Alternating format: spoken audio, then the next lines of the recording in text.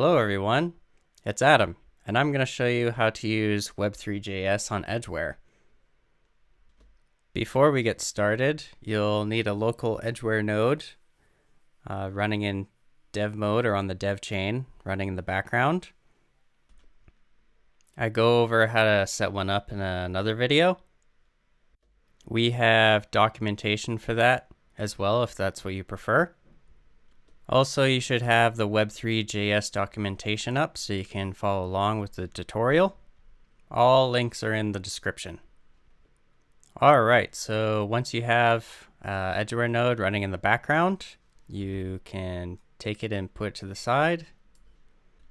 You can also just minimize it too if that's what you want to do. And I'm gonna grab another terminal with the folder that I want to put the tutorials in. Another thing that you'll need is Node.js.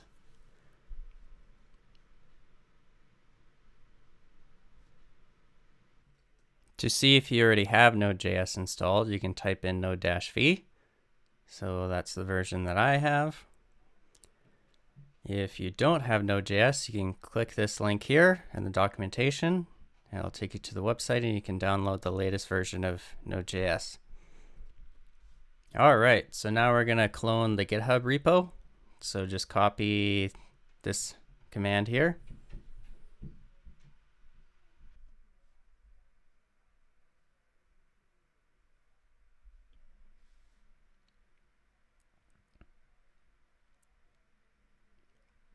Then we want to go into the Web3 folder.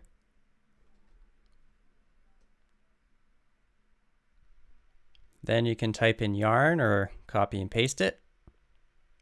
Let all that load and compile. Now I'm just gonna bring up the code in Visual Studio Code.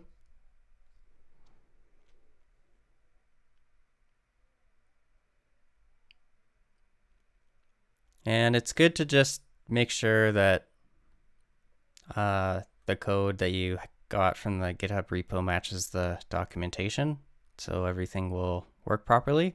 So there's two JavaScript files that you want to look for, and that is balances and transactions. So yeah, just look through the documentation and make sure that the code matches.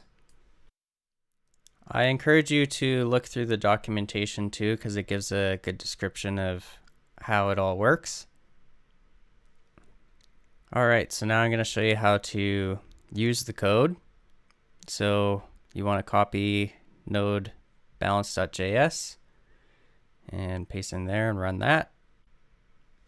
I already did this a few times, so your numbers might be different, but it shows you the balance of the two wallet addresses. You can use MetaMask to verify as well.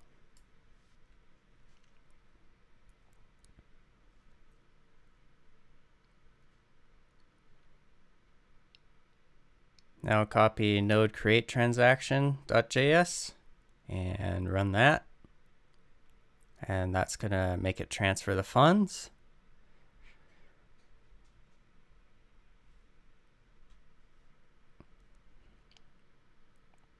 And then we're gonna run node balance.js again to check the balances of the two addresses. So you'll see that it moved some more funds, and you can see that on MetaMask as well. Thank you for watching. Like, comment, and subscribe. You can follow us on Twitter and join our Discord server. Links are in the description.